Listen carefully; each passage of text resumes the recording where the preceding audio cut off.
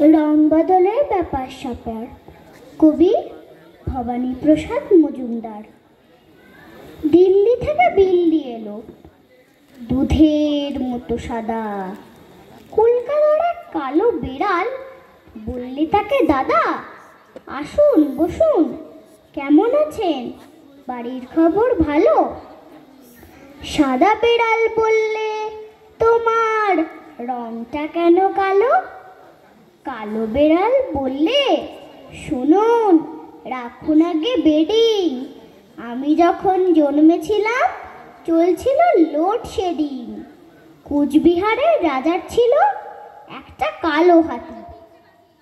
যখন তখন ওই হাতিটা করতো মাতামাতি। একদিন তার কাণ্ড দেখে চমকে গেল পিলে। 5টা কাপড় কাচার সাবান ফেললো হাতি গিলে। পরদিন কি ঘটলো ব্যাপার বলছি শোনো দাদা। সাবান খেয়ে কালো হাতির বাচ্চা হলো সাদা। রামুর সাথে দামুর সেদিন হঠাৎ হলো দেখা।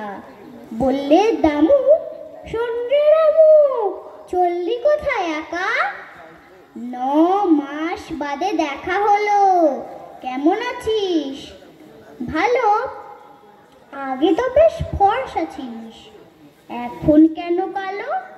বললে রামু, কেমন করে রং হলো শোন ময়লা।